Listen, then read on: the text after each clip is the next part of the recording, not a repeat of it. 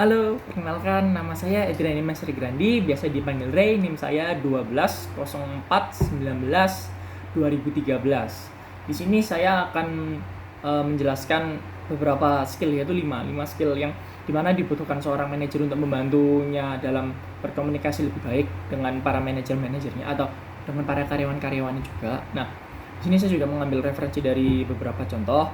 Yang pertama ada coaching. Coaching sendiri itu adalah suatu pengembangan yang dilakukan karyawan, tapi dilaksanakannya oleh langsung para coach, yaitu para pelatih yang sudah mungkin dipanggil atau mereka sudah punya pendidikan lebih atau apa istilahnya sudah punya pengalaman lebih untuk di dalam hal tersebut. Seperti contoh, semisal ada suatu karyawan di divisi A, mereka membutuhkan coaching lebih, mereka membutuhkan pelatih di mana untuk mengembangkan skill mereka, pengetahuan mereka dan lain-lain ya.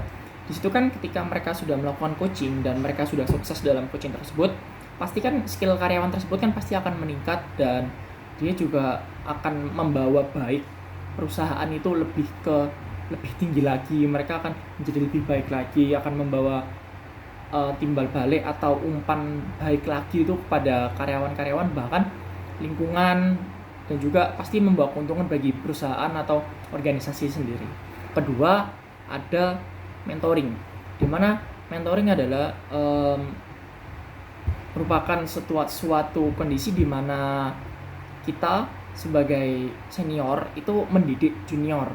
Nah, di sini bukan maksud saya senioritas, tapi lebih tepatnya yang senior ini kan pasti lebih berpengalaman daripada junior baru masuk. Nah, di sini para senior ini membantu para junior supaya lebih terarah dan paham bagaimana dan jalannya divisi tersebut. Seperti contoh, saya sudah bekerja di perusahaan A selama 1 tahun.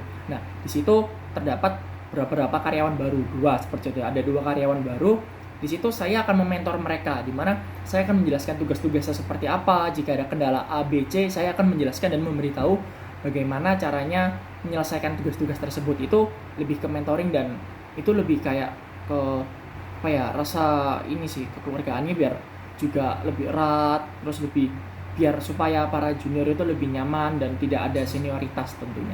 Itu pasti para perusahaan juga membutuhkan, ada manajer juga membutuhkan seperti itu ya, yaitu mentoring, coaching.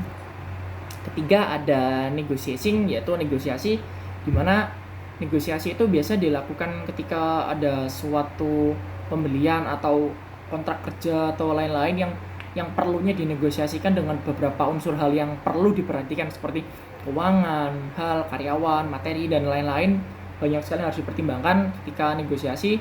Seperti contoh di sini saya akan memberikan contoh itu negosiasi pembelian sebuah produk gudang ya, barang, yaitu restock ya, restock barang, di mana di sini kan biasa restock barang kan kita kan sekali restock tidak mungkin 1 atau 2 barang, pasti sekali restock kita tuh akan melakukan banyak restock. Nah, di sini mungkin kita bisa melakukan negosiasi harga, di mana semisal harga awal adalah sekian juta. Nah, semisal anggap saja 20 juta. Nah, di sini mungkin kita bisa melakukan negosiasi hingga kedua belah pihak tidak ada yang merasa rugi, kedua belah pihak sesama diuntungkan menjadi harga lebih rendah. Itu tidak apa-apa, pasti negosiasi akan terjadi. Yang keempat ada disciplining, di mana disciplining ini adalah fungsinya mendisiplinkan, yaitu mendisiplinkan karyawan atau siapapun.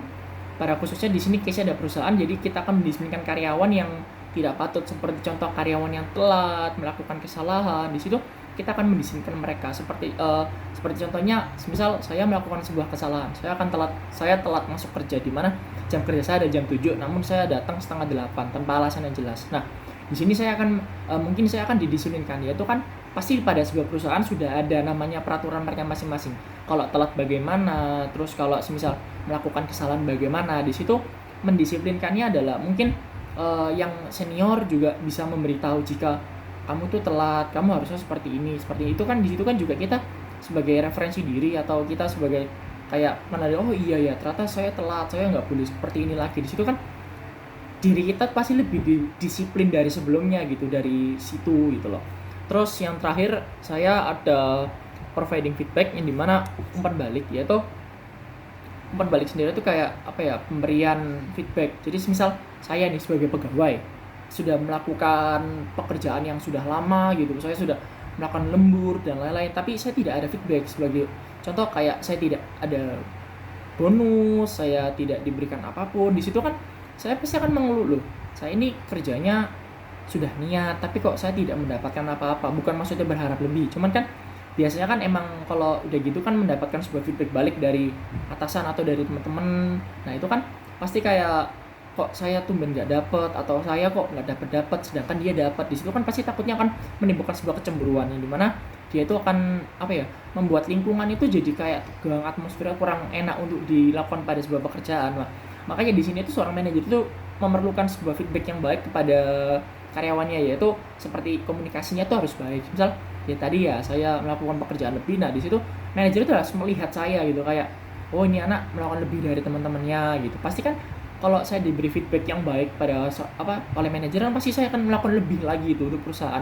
Nah di situ kan pasti perusahaan itu akan lebih untung lagi, dan pasti semuanya akan untung, dan pasti semuanya akan happy gitu menurut saya.